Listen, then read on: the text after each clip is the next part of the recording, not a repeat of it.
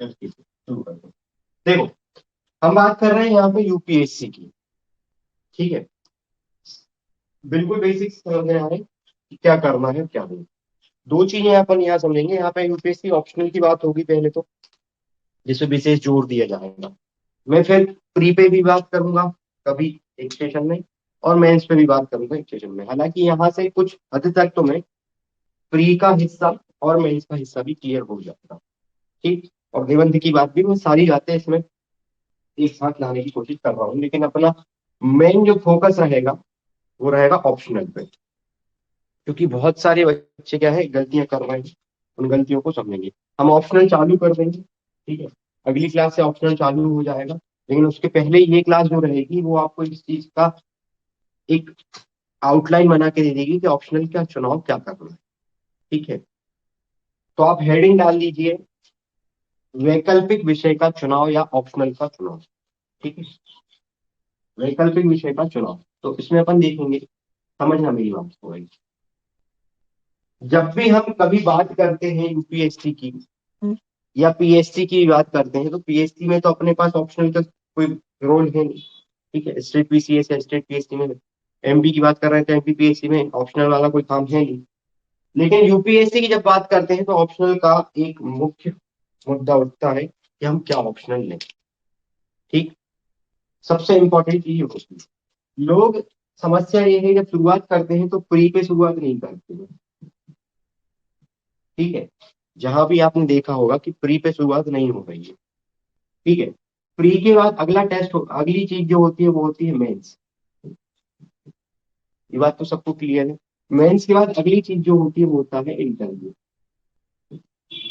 इतनी चीज अपने को यहाँ तक जो पता है, नॉर्मल सामान्य सी बात है, वो सबको पता है। और सभी को एक ही चीज बताई गई है कि भैया जो यूपीएससी की तैयारी करेगा उसको 3 स्टेज से उतरना पड़ता है। पहली स्टेज होती है प्री, मेंस और इंटरव्यू। ये चीज हमें सबको पता है, तुम्हें पता थी, कोई नई चीज थी नहीं इसमें। तो ऐसा क्या करा जाए कि हमें कुछ नया पता चले। समझना बात को, ऐसा क्या किया जाए। तो ध्यान से देखोगे तो ये प्री जो होता है वो दो हिस्से में होता है, सी सेट फर्स्ट, ठीक है, और सी सेट सेकेंड। बात समझना बात भाई। सी सेट फर्स्ट को आप कहते हो जीएस का पेपर, ठीक है, और इसको बोलते हो सी सेट का पेपर। ठीक है, जो प्री होता है वो दो हिस्से में हो रहा है, सी सेट फर्स्ट और सी सेट सेकेंड में, जिसको प्री जीएस का पेपर और सी सेट का पेपर कहा जाता है, जिसमें गणित, रीजनिंग, हिंदी, कंप्यूटर, इंग्लिश सबका छू पूछ लेता है वो मिला जुला के। ठीक है, तो प्री की अगर मैं बात करूं, प्री पे अगर मैं विशेष, अभी कोई विशेष चर्चा नहीं होगी।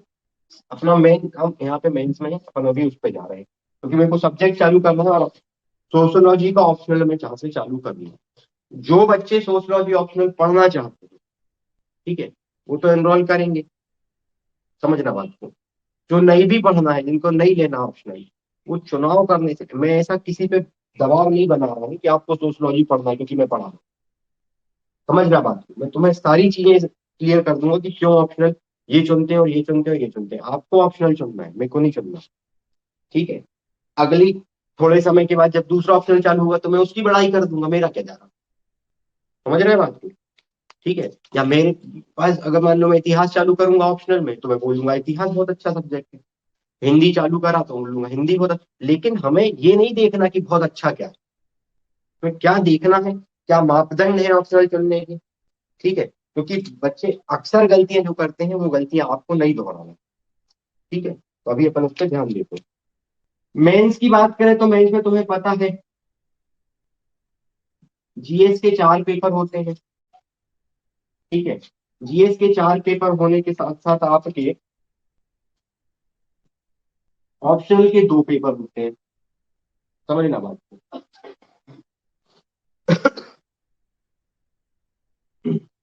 ऑप्शनल के 2 पेपर होते हैं, एक होता है निबंध का पेपर, ऐसे राइटिंग। तो ठीक है, और 2 होते हैं कंपलसरी पेपर, हिंदी और एक मतलब इंग्लिश, और एक अन्य कोई भी भाषा, गुजराती, बांग्ला, मराठी, जो भी आपकी भाषा हो। तो अपन यहाँ हिंदी भाषी हैं तो अपन हिंदी और इंग्लिश कर सकते हैं। ठीक है, ये कंपलसरी पेपर है, इनको सिर्फ और सिर्फ क्या करना है, इसके नंबर मेंस में नहीं जुड़ते। इसके नंबर जो है वो मेंस में क्या है, नहीं जुड़ते हैं। समझ गए? ये नंबर नहीं जुड़ेंगे कुछ भी करो आप। इतनी चीज क्लियर हो रही है? ठीक है। खैर ये तो सबको मालूम है, और उसके बाद ये भी मालूम है कि तो इंटरव्यू होता है 275 नंबर का। 275 नंबर का इंटरव्यू होता है। ठीक है। और ये जो होते हैं वो सारे 250 नंबर के पेपर होते हैं।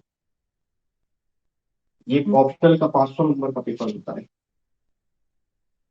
ठीक। ये सारी ये सारी की सारी प्रक्रिया आपको मालूम है, इसमें कुछ नया नहीं बता रहा। समझ रहा? ठीक है। इसमें कुछ भी नया नहीं बता रहा हूँ। ठीक। और ये भी आपका हो गया 250 नंबर का पेपर। ये सब होने के बाद, सारी चीजें मिलने जुलने के बाद आपको, जो आप यूपीएससी में आईएएस, आईपीएस, आईएफएस, दूसरी आईआरएस जो भी सेवाएं मिलती हैं, उसके लिए आपको कम से कम मेंस का कट ऑफ आपको कितना चाहिए ये भी आपको पता होगा, 750 से 800 नंबर के बीच में। बस इतना आपको चाहिए रहता। कितने मेंस चाहिए रहता? तो भाई 1750 नंबर में से आपको ये कहानी दोहरानी रहती है। 1750 में से इतने नंबर ले आओ मेंस में, तो आप इंटरव्यू के लिए क्वालिफाई हो जाते हो। इंटरव्यू के लिए आपको कॉल लगाएगा। ये चीज आपको, इतनी बात आपको यहाँ तक क्लियर हो रही होगी, और इतनी बात आपको सबको पता। अब हमें क्या नहीं पता वो समझ, हम कहाँ गलती करते हैं वो समझ। देखो, पहले एक घूंट पानी। हम क्या करें कि हम इनके साथ इतने नंबर लाने के बाद, इसमें प्लस थोड़े से नंबर चढ़ने के बाद हमारी सीट कंफर्म हो जाए, और आईएएस, आईपीएस, आईएफएस कुछ भी बन जाए। समझ गए बात को? यूपीएससी का मतलब कुल मिला के होता है, समझो इस चीज को, यूपीएससी एक संघ है, बोर्ड है, जो पेपर कंडक्ट करवाता है सीएससी का। ठीक है। जो क्या करवा रहा है? ठीक है। जो एक पेपर ले रहा है, उसके माध्यम से आपको कुछ पोस्ट दे देगा। अब लोगों के साथ समस्या है कि यूपीएससी मतलब आईएएस। बात समझ रहा हूँ? यूपीएससी मतलब आईएएस नहीं होता। ठीक है। आईएएस उस पोस्ट का नाम है। समझ गए? बहुत सारी भ्रांतियां हैं, जो भ्रांतियां आपके दिमाग में हमेशा से नहीं है। तुम सोच रहे होगे कि वही वही चीज तो हम 50 बार सुन चुके हैं, नहीं सुन पाए। ठीक। क्योंकि लोगों ने क्या किया, उस चीज को आपको हजम नहीं करवा पाए, वो चीज जिस तरीके से आपके पास होना चाहिए था। लोगों ने उस चीज को अपने फायदे के लिए आपको बताया। आपको वो नहीं चुनना। जब भी आप इसके साथ जाओगे, तो आपको पता होना चाहिए, हम अगर यूपीएससी का पेपर दे रहे हैं, प्री दे रहे हैं, तो हमें प्री पास करके मेंस में एंट्री मिलेगी। समझना बात को भाई। प्री पास करके हमारा काम चल जाएगा। मतलब आपको ये जो पेपर है इसको भी पास करना है। ठीक है। इसमें आपका कट ऑफ बनेगा, और इसको आपको कंपलसरी है, ये पास होना जरूरी है। सिर्फ, समझ गए बात को? इसमें कोई विषय बहुत सारे नंबर लाना या बहुत सारी चीजें पास होना जरूरी नहीं है। इसमें आपको मिनिमम नंबर में आप पास हो रहे हो, आप पास हो सकते हो। कट ऑफ आपका इससे बन के आप मेंस में पहुंच जाओगे। जब आप मेंस में पहुंचोगे, वहां पे सबसे बड़ी समस्या होती है, लोग पढ़ते हैं कि हमें जीएस का जीएस 1, जीएस 2, जीएस 3, जीएस 4 पढ़ना है। ठीक। ऑप्शनल पढ़ना है, और निबंध पढ़ना है। हिंदी इंग्लिश हमारे पास कंपलसरी है। इतनी चीज हमें पता है। लेकिन समस्या यह है, यहां से आप पास होकर के, बात समझना, मेंस में आप सिर्फ पास होकर के इंटरव्यू में नहीं पहुंचोगे। या मान लो पहुंच गए पास होकर के, तो यहां से ये चीज मिले नहीं मिले कोई जरूरी नहीं। क्योंकि यूपीएससी क्या करता है, एक पोस्ट पर 3 व्यक्तियों को सेलेक्ट करता है। बात समझना मेरी ध्यान से। एक पोस्ट पर 3 व्यक्तियों को वो सेलेक्ट करता है। ठीक है। मतलब आपके पास ऐसी व्यवस्था कुछ होना चाहिए, या कुछ ऐसा एक्स्ट्रा चीज होना चाहिए, जो आपको अतिरिक्त 2 व्यक्तियों से विशेष बनाए। समझ रहा? जो अतिरिक्त 2 व्यक्तियों से क्या बनाएगा, विशेष बनाएगा। तो स्वाभाविक सी बात है, हम कुछ अतिरिक्त मेहनत करें। समझ रहे? क्योंकि पढ़ तो सब रहे हैं, जैसे पढ़ते हैं सब वैसे ही पढ़ रहे हैं, तुम भी वैसे ही पढ़ रहे हो। पढ़ते तो सब हैं, जैसे पढ़ाई हो रही है वैसे ही सब पढ़ रहे हैं ना। कोई नई चीज तो हो नहीं रही है। ठीक। तो उस पर मत देखना जहाँ चमक रहा है, तो बात ये हो रही है। इधर ध्यान दे ले।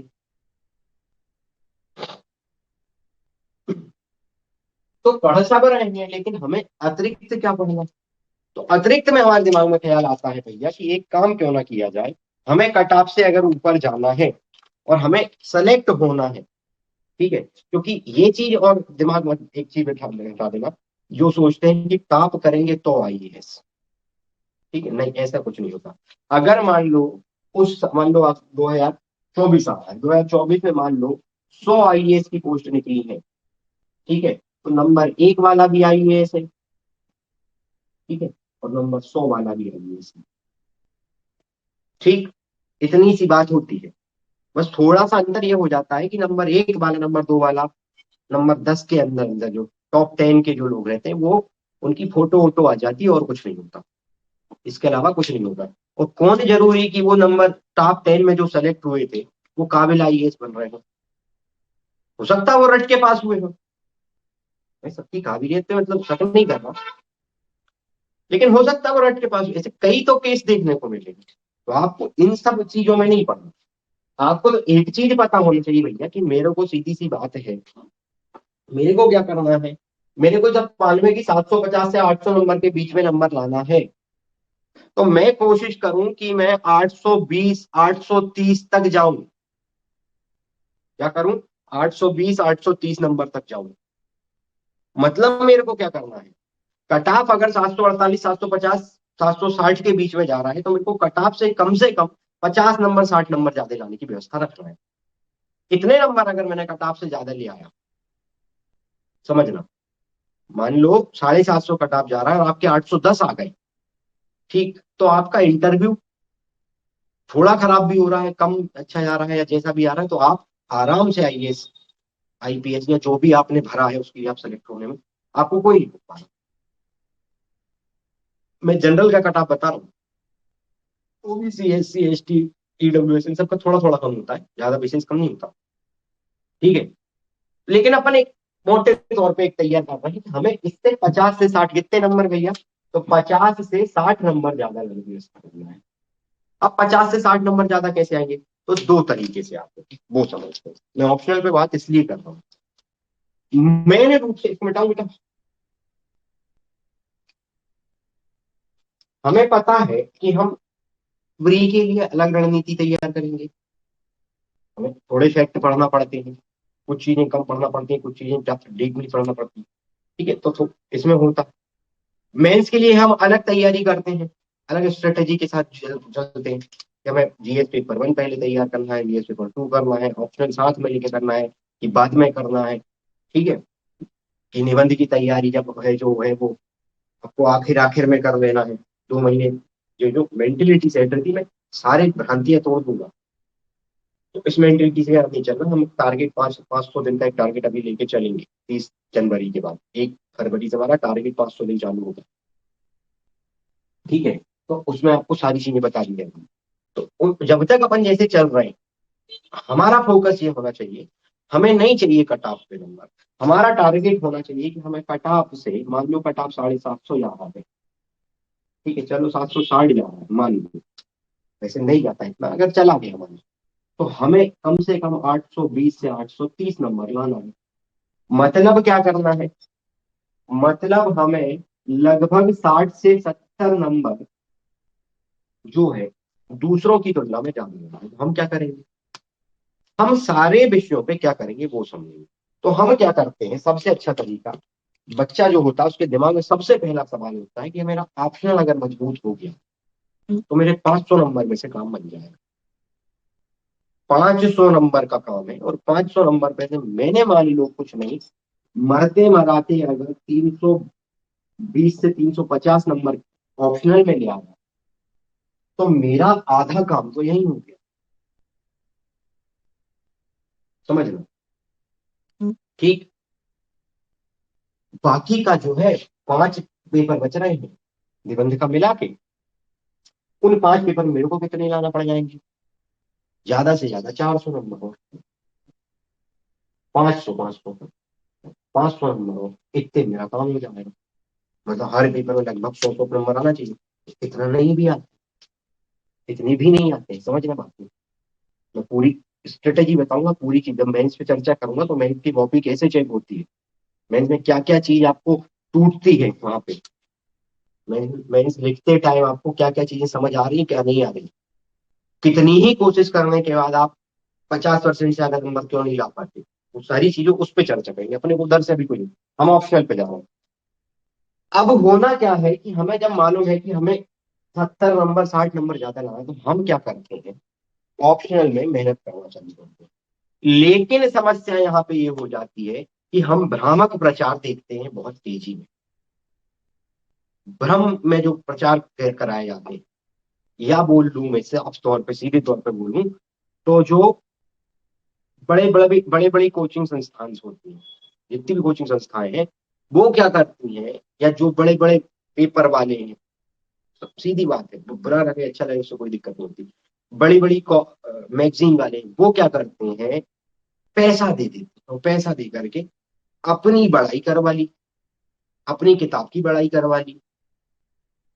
हम उसमें बिलर गए कि वो भैया ने कहा था, क्या वो भैया ने कहा था कि इंग्लिश लिटरेचर ले लो, ऑप्शनल अच्छा सब्जेक्ट है।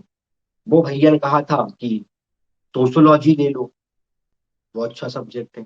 फलाने भैया ने कहा था कि इतिहास ले लो, भूगोल ले लो। तो लोगों की सुन के निर्णय पे हम नहीं पहुंचे, निर्णय पे पहुंचाया गया। ठीक, समझना, हम क्या करते हैं, टॉप 10 ढूंढते हैं, और वो जो वो भैया वो थे जो इस साल पिछले साल का टॉपर था, उसका ऑप्शनल देखो साइंस था, होड़ लग गई साइंस लेने की। जो उसके पहले का टॉपर जो था, सेकंड रनर, जो सेकंड टॉप दिया था, उसका ऑप्शन इतिहास था, तो होड़ लगा दी इतिहास के लिए। हिंदी साहित्य था, हिंदी साहित्य के लिए होड़ लग गई। समझना बात को। कोई एक चीज दिमाग में बिठा लेना, हिंदी मीडियम वाले बच्चे मेरे पास जाते हैं, और हिंदी मीडियम में जो पढ़ रहे हैं, ठीक है, वो ये नहीं सोचे कि हम हिंदी माध्यम से हैं, तो हम हिंदी साहित्य लेंगे तो हमारे को ज्यादा नंबर आ जाएंगे। समझना इस चीज को। हम इंग्लिश माध्यम से, तो हम इंग्लिश लिटरेचर लेंगे तो हमारे ज्यादा नंबर आ जाएंगे। हम साइंस बैकग्राउंड से हैं, तो हम साइंस ले लेंगे तो हमारे ज्यादा नंबर आ जाएंगे। ठीक है, हम आर्ट्स बैकग्राउंड से हैं, तो हम इतिहास राजनीति भूगोल में से कोई सा सब्जेक्ट उठा के ले लेंगे तो हमारे ज्यादा नंबर आ जाएंगे। नहीं आती, कोई ज्यादा नंबर नहीं आती जब तक आपको उस चीज के बारे में, ठीक है, मैं मुख्य रूप से 3 चीजें नहीं कंफर्म हूं।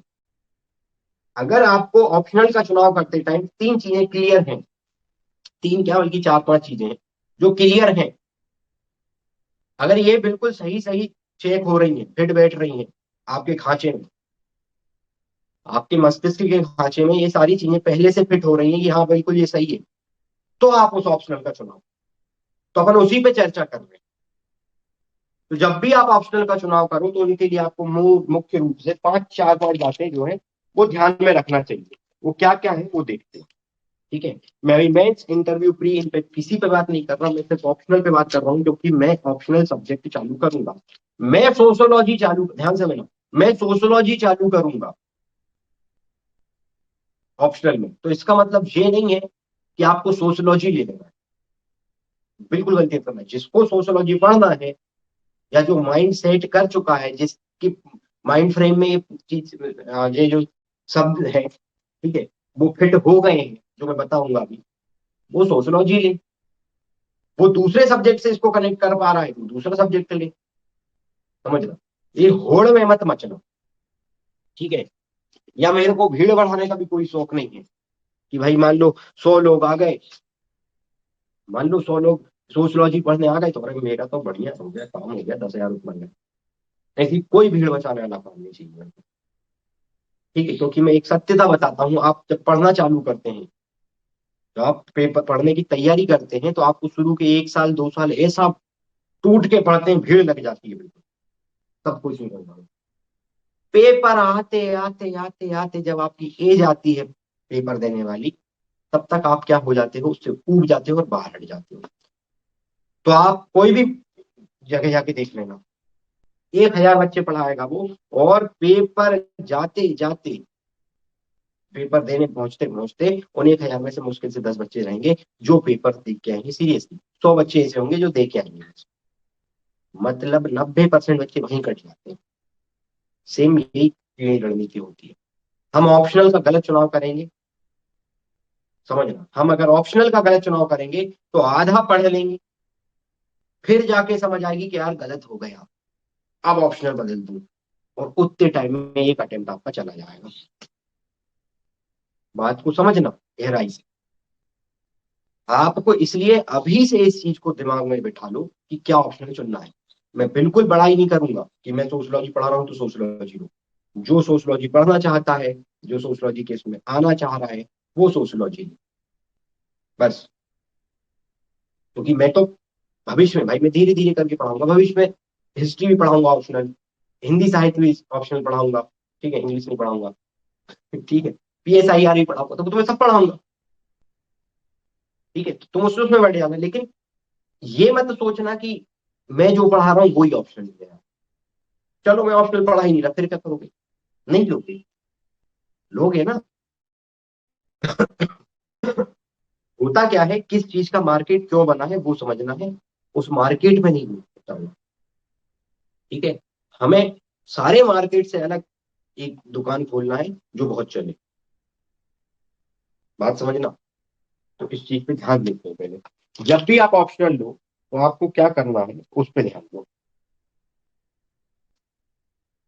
इसको मिटा रहा हूं मैं, और अभी हेडिंग लगाओ ऑप्शनल का चुनाव करते समय। ये सब चीजें लिख के चलो ताकि तुम्हारे दिमाग में एक फ्रेम बन जाए। ऑप्शनल का चुनाव करते समय ध्यान रखने योग्य बातें, ठीक।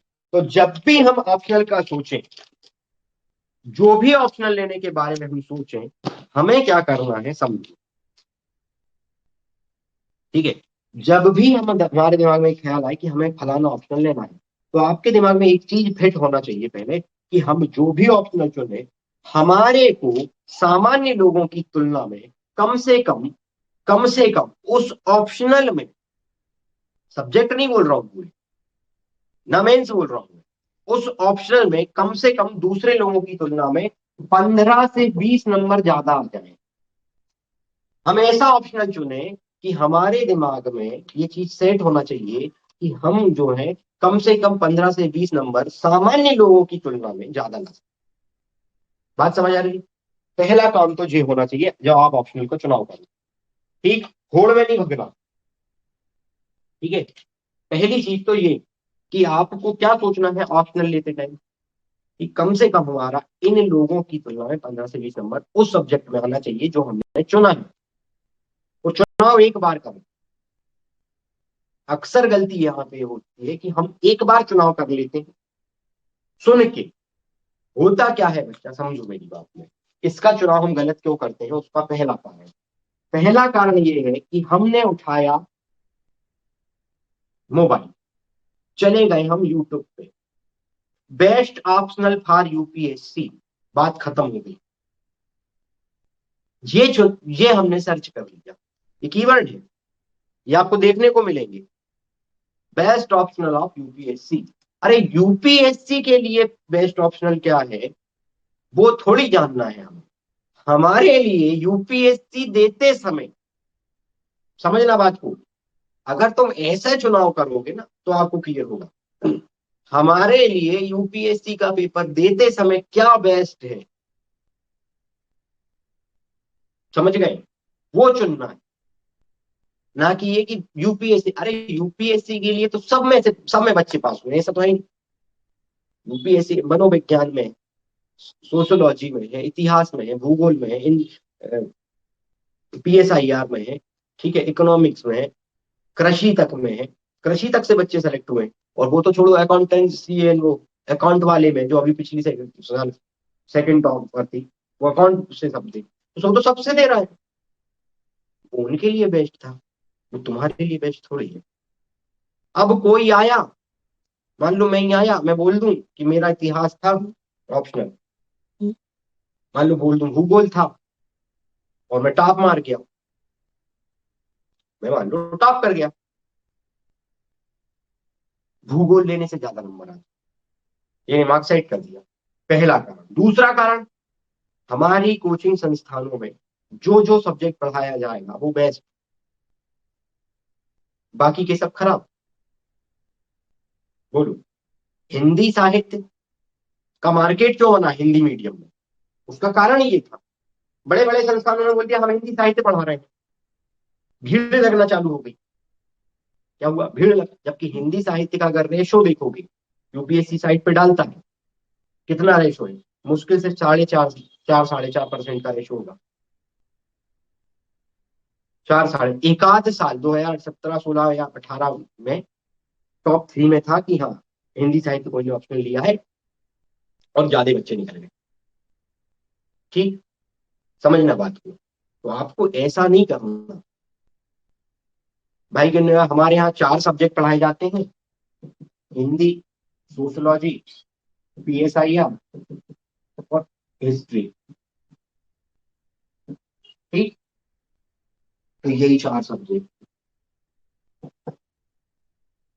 सबसे बेस्ट चॉइस होती है। ठीक है, टॉपरों की पसंद ये 4 सब्जेक्ट। तो टॉपरों की पसंद है ना, हमें नहीं करना था, हमें आईएएस बनने से आईएएस बनने से नौकरी करने से। ठीक है, बात समझना। हमें क्या करना है वो हमें मालूम है कि हमें ये लेके अगर हम ये 15 से 20 नंबर एक्स्ट्रा नहीं ला पा रहे तो हमारे ये सब्जेक्ट कोई काम के नहीं। ठीक, हम अगर मान लो साइंस ले रहे हैं, हम कृषि ले रहे हैं,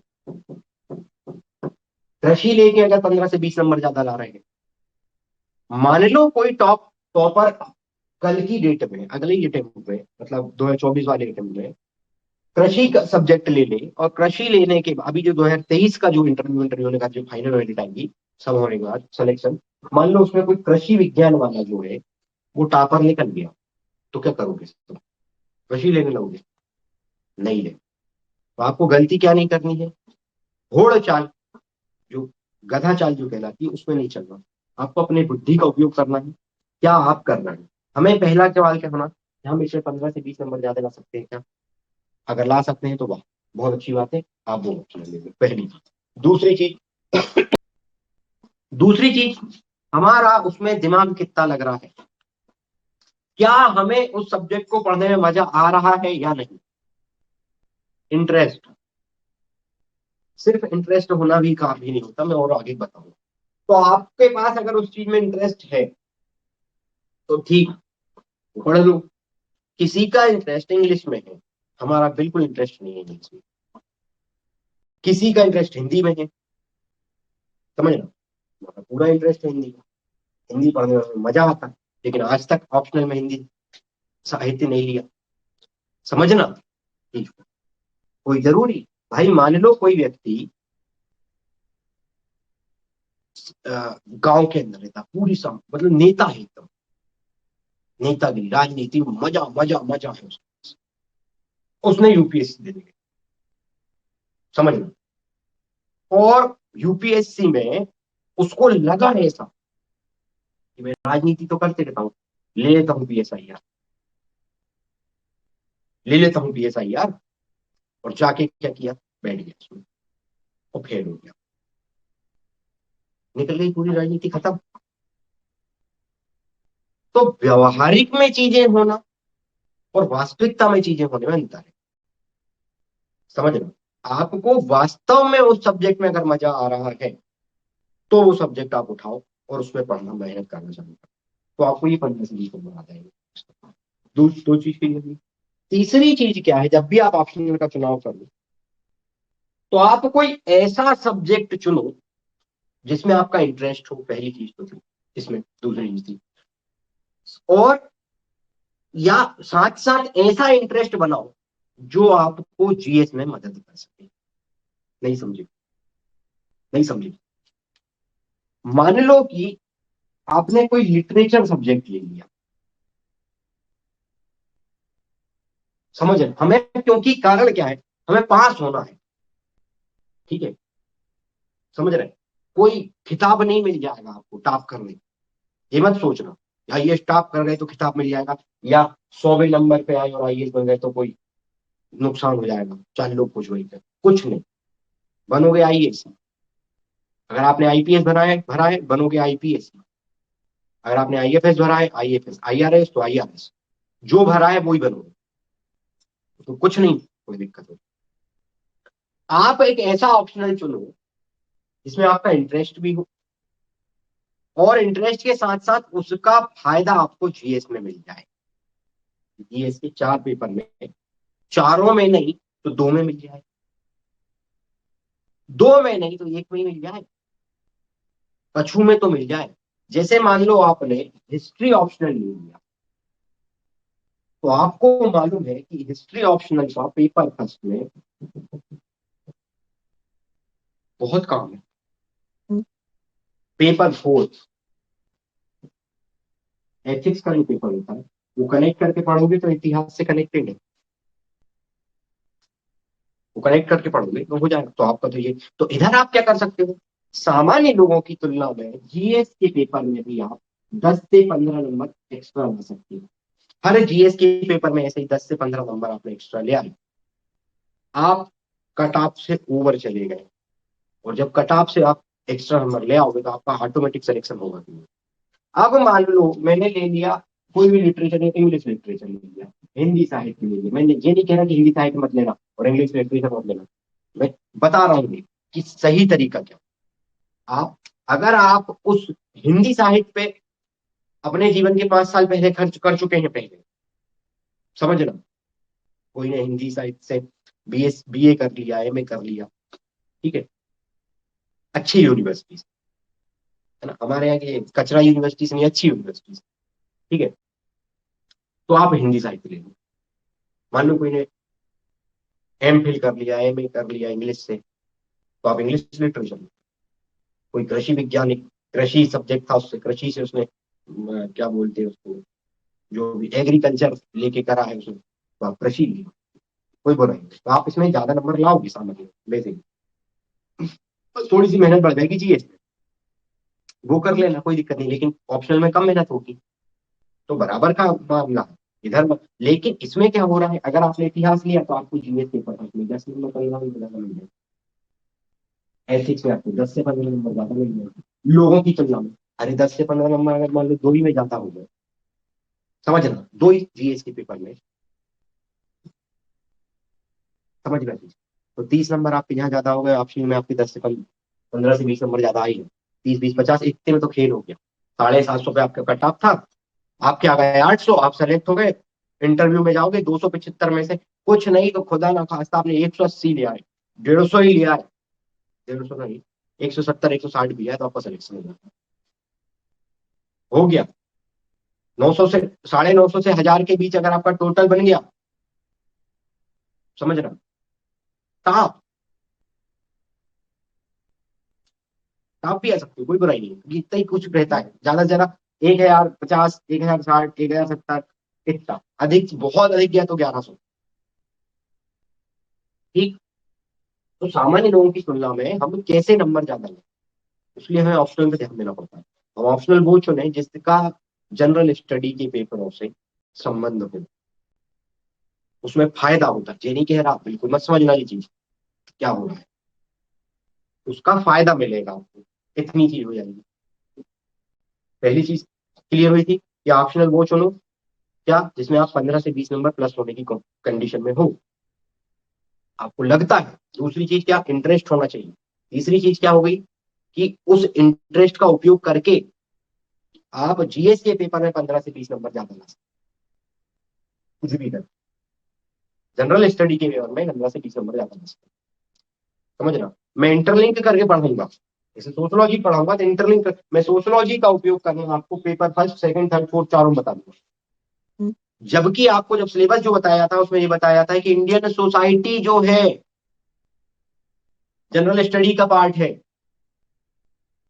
और वो इंडियन सोसाइटी भारतीय जो समाज शास्त्र है ऑप्शनल, उससे अलग है। मैं कहूंगा नहीं है, हम बात ही सोसाइटी की करेंगे, बस जब उसमें सोसाइटी की ही बात होगी तो स्वाभाविक रूप से एक बात होगी।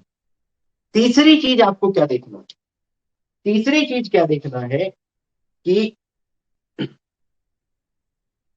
जब हमारी इंटरेस्ट है और इंटरेस्ट का फायदा हमें जीएस में मिल रहा है, तो आप ऑप्शन चुनते टाइम एक सर्वे कर लो छोटा सा, क्या सर्वे कर लो, हालांकि वो सर्वे कोई काम का नहीं होता क्योंकि वो यूपीएससी बनाता है और हम अलग में, हम यूपीएससी नहीं है, हम सामान्य नागरिक हैं।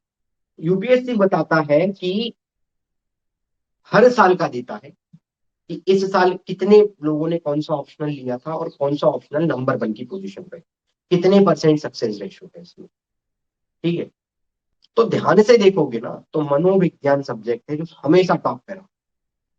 अब तुम बोलोगे ये मनोविज्ञान लेना चाहिए, साइकोलॉजी, मनोविज्ञान, लेकिन समस्या ये है कि समझ नहीं बात, मनोविज्ञान में मान लो मनोविज्ञान में 50 बच्चों का मनोविज्ञान ऑप्शनल था। उन 50 बच्चों में से अगर 5 बच्चे पास हो गए तो 10% का रेशो आएगा, बोलना, आएगा 10% का। लेकिन वहीं अगर इतिहास लिया 100 बच्चों ने और 7 बच्चे पास हो गए, 7% का रेशो आया। और वहीं पे भूगोल लिया मान लो 200 बच्चों ने, समझना इस चीज को, और 30 बच्चे पास हो गए मान लो, समझ, 15%। अब तो भैया अरे वाह, हम क्या करते हैं, अगर सर्वे करोगे तो आपको ये आंकड़े भी देखना है। क्या देखना है, ये बात कि कितने बच्चों ने फॉर्म भरा, मतलब उससे ऑप्शनल लिया, कितने बच्चे उसमें पास हुए, इसको भूल जाओ। चीज समझ आ रही है? तो तुम तो अगर देखो, अरे भूगोल 15% का सक्सेस रेशियो है, लेकिन ये भी तो देखो कि 200 लोगों में से 30 बच्चे पास हो रहे हैं। जैसे हिंदी साहित्य की मैं बात करूं तो हिंदी साहित्य में 5% तक का सक्सेस रेशियो है, समझ रहा हूँ। मान लो 100 बच्चे अगर फॉर्म भर गए, ऑप्शन लेना है हिंदी साहित्य, तो 5 बच्चे पास हुए, तो 5% का रेशियो आएगा। इधर 50 में से 5 पास हो रहे हैं, इधर 100 में से 5 पास हो रहे हैं। लोग 2-2 हजार 3-3 हजार की मात्रा में सब्जेक्ट ले रहे हैं ऑप्शनल। तो सुनो जी, 2 हजार, उन 2 हजार में से लगभग लगभग 150 बच्चे ही पास होते हैं। ठीक, समझ रहे हैं, ऑप्शनल लेकर के। ये रेशो बताता है यूपीएससी का, आपको देखना हो तो आप इस पे एक बार सर्वे कर लो तो आपको और क्लियर हो जाए। इसके अलावा क्या है, ध्यान सुनिए, हमारा पहला काम क्या होना चाहिए, हमें 15 से 20 नंबर ज्यादा लाना है ऑप्शनल में। दूसरा काम इंटरेस्ट होना चाहिए उस सब्जेक्ट में। तीसरा, उस इंटरेस्ट का फायदा हम जीएस के पेपर में, हर जीएस के पेपर में 10 से 12 15 नंबर ज्यादा लाने में उपयोग कर सके। और उसके बाद सबसे इंपॉर्टेंट है, हमें होड़ में नहीं फंसना। क्या, होड़ में नहीं फंसना, क्योंकि यहाँ पे इस समय बाजार में इतनी ज्यादा, जितनी हर साल वैकेंसियां नहीं है, उतनी हर साल कोचिंगें खुल जा रही है। समझना इस चीज को, जितनी वैकेंसी नहीं है ना हर साल यूपीएससी में, उतनी हर साल कोचिंग खुल जा रही है। और वो कोचिंग क्या कर रही है, हर साल नई नई चीज, नई नई चीज, नई नई चीज आपके दिमाग में बिठा दे रही है। कारण क्या है, हम गलत चीज ढूंढते हैं तो हमें गलत चीज मिल जाती है, सही चीज आसानी से मिलती है। समझ गए बात, बात समझ गए? जैसे अभी एक पिक्चर आई थी, मैंने देखी थी, बारहवीं फेल, आई थी यूपीएससी की 12वीं फेल, यूपीएससी एस्पिरेंट का मोटिवेशन आया था 12वीं फेल, जिसको चाहे देख लो, कोई दिक्कत नहीं। अब वो पिक्चर में पूरा का पूरा फोकस काय पे कर दिया कि वो लड़की ने वो लड़के का बहुत मरते दम तक साथ दिया इसलिए वो पास हो गया, उसकी मेहनत नहीं थी मतलब। ये मोटिवेशन के चक्कर में ना आधे बर्बाद हो रहे हैं, समस्या ये है। ठीक, मतलब स्पष्ट रूप से दिखाया गया है कि उनकी जो उसमें हीरो की जो प्रेमिका है, ठीक है, अब वो असली जिंदगी में बनी हो, उसमें मैं हीरो हीरोइन के लिए बोल रहा हूँ, स्वाभाविक है। ठीक है, कि वो हीरो की जो प्रेमिका है उसने ही उसको यूपीएससी पास करवाया, मतलब वो नहीं पढ़ा, उसने जरा मेहनत नहीं करी, वो ऐसा बैठ जाता था और उसकी लुगाई को देखते रहता था, वो पास हो गया। बोलो हो गया, ऐसा हो रहा था क्या? लेकिन नहीं, बहुत बड़ा मोटिवेशन है। उसमें और एक डायलॉग भी है, ये अपने सपने लेकर आते हैं। मैंने अभी सुना भी था, मतलब पिक्चर देखी जब, ये अपना सपना लेकर आते हैं। दिल्ली ऐसे हजारों लाखों लोग ऐसे नहीं आते, अपना सपना लेके आते हैं, ऐसा लेके आते हैं, वैसे सबके सपने टूट जाएंगे एक दिन। समझना मेरी बात, ये सच को पहचानो इस चीज में, ये झूठ में मत जियो। जब आपको एक चीज स्पष्ट होना चाहिए कि जितनी कोचिंग है ना उतनी वैकेंसी नहीं है यूपीएससी की हर साल। सब कह रहे हैं हमने आईएएस बनवा दी, अरे कहां से बनवा दी मेरे को ये बता दो। ठीक है, 10 साल के अंदर 1,000 से 2,000 अगर आईएएस देना है देश को, तो कम से कम 10 साल मेहनत करना पड़ेगा। एवरेज बता रहा हूँ, 100 से 200 अगर अपन के बीच का अगर आंकड़ा लेके चले आईएएस की संख्या। कहां से दे दिया तुम, कैसे कर लिया? और ये जितने सपने लेके जाते ना वो वहीं पे जाके आधे, उनमें से 90% लोग, समझना बात को, जो सपने लेके जा रहे हैं वो अपने सपने वहां अलग ही बना रहे हैं, उनके अलग ही सपने चालू हो गए। ठीक है, दिल्ली जाएंगे, लुगाई घुमाएंगे। तो ये सब झूठ है, इन झूठ से अपने को दूर रखो। आप सच के तरफ जाओ, जो सच है वो ढूंढो। हाँ कि भाई हमें जो चीज पढ़ने में मजा आ रहा हो उसको पढ़े। ठीक है, आप जैसे पढ़ रहे हो, मेरी बात समझना। मैं मान लो यहाँ पे कल को सोशियोलॉजी पढ़ाने के लिए कोई दूसरा मास्टर लाके खड़ा कर दो, अब उससे पढ़ने में तुम्हें मजा नहीं आया तो तुम क्या कहोगे? तुम क्या बोलोगे? सोशियोलॉजी तो बोर सब्जेक्ट। इतिहास पढ़ाने की दूसरा इतिहास बोल, लेकिन मेरे को मालूम है इसलिए मैं नहीं कर पाता हूँ, क्योंकि मेरे को मालूम है सब्जेक्ट कोई सा बोर नहीं है, ना सब्जेक्ट कहीं का खराब है। पढ़ाने का और पढ़ने के तरीके में अंतर आ जाता है, बस वो तरीका अगर अपने को समझ जाए तो बस। मैं आपको लिखित रूप में दे दे रहा हूँ एक चीज, 90% मेहनत आपकी है, 10% हमारा काम रहता है बस। फिर हम आपका श्रेय ले कैसे ले कि हमने करवा दिया? जी बताओ। 90% मेहनत बच्चों की होती है, सिर्फ 10% गाइडेंस होती है एक मास्टर की, और इसके अलावा कुछ नहीं होता। फिर मैं ये कैसे बोल सकता हूँ कि मेरे कारण बच्चा पास हो गया? नहीं हुआ, वो उसके कारण हुआ, बस उसको वो रास्ते पे नहीं लग रहा था सही, उसको सही रास्ते लगा दिया, बस बात खत्म हो गई। वो चलना तो वो, पैर तो उसी की है, हाथ उसी के, चलना उसी को है, रोटी उसी को खाना है। ठीक है, लिखने वो ही जाएगा, सारे काम वो ही करेगा। हम क्या कर रहे हैं? कुछ नहीं, जो सिलेबस था उनको पढ़ा दिया, बस इसके अलावा कुछ नहीं हुआ। तो बात समझ आई तुम्हें क्या क्या चल रहा है? अब मैं यहाँ बात करूंगा सोशोलॉजी, क्योंकि मैं सोशोलॉजी चालू करूंगा, तो ध्यान से समझो। सोशोलॉजी में तुम्हें सबसे बड़ा फायदा क्या मिल सकता है? ये मत सोचना कि मैं सोशोलॉजी की पढ़ाई कर रहा हूँ, मैंने पहले ही स्पष्ट कह दिया है, जब मैं इतिहास पढ़ाऊंगा तो यही चीज इतिहास में बता दूंगा। ठीक, मैं बहुत क्लियर रहता हूँ। ठीक है, आपको चुनना आपको ही है, लेकिन मैं अभी सोशोलॉजी पढ़ाऊंगा ऑप्शनल में, तो मैं आपको सोशोलॉजी का बताऊंगा। ठीक, जब मैं इतिहास पढ़ाऊंगा तो आपको इतिहास की विशेषताएं बता दूंगा। ठीक है, जब लॉ पढ़ा है तो मान लो लॉ की विशेषता बता दी, जो पढ़ाऊंगा उसकी विशेषता तुरंत बताएंगे ना। ठीक, तो जब आप सोशोलॉजी लेते हो तो सोशोलॉजी का फायदा क्या होता है वो समझो। लेकिन कहा, अगर मैं बात करूं तो यूपीएससी के हिसाब से जो आप सबसे ज्यादा जो मतलब सुनते नहीं हो, जो सबसे ज्यादा आप सर्च करते हो, best optional subject for UPSC, उसमें आपको देखने को मिलेगा, यूपीएससी की साइट पे देखोगे तो, यूट्यूब यूट्यूब पे छोड़ दो, वो तो वहां तो गंध मची है। ठीक है, अगर मैं सोशोलॉजी पढ़ा रहा हूँ तो बोलूंगा सोशोलॉजी सबसे अच्छे सब्जेक्ट है। मैं अगर हिंदी साहित्य पढ़ा रहा हूँ तो बोलूंगा हिंदी साहित्य सबसे अच्छा सब्जेक्ट है। मैं अगर इतिहास पढ़ा रहा हूँ तो बोलूंगा इतिहास सबसे, वो नहीं। यूपीएससी के अनुसार अगर देखा जाए तो यूपीएससी बोलता है कि मनोविज्ञान, ठीक है, साइकोलॉजी और सोशोलॉजी और हिस्ट्री, ठीक है, फिर पीएसआईआर, फिर भूगोल, ये लिस्ट है काई की, बोलो भाई काई की, ऑप्शनल चुनने में सबसे सफल, ये सबसे सफल विद्यार्थी इन ऑप्शनल को चुन के हुए। ठीक, ये यूपीएससी के अनुसार, अगर यूपीएससी के अनुसार हम, लेकिन जब सोशोलॉजी पढ़ रहे हैं तो हमारा काम होना चाहिए हम सोशोलॉजी को किस नजरिए से देखते हैं। तो भैया देखो, सोशोलॉजी में आपको 15 से 20 नंबर प्लस होना बहुत आसान होता है।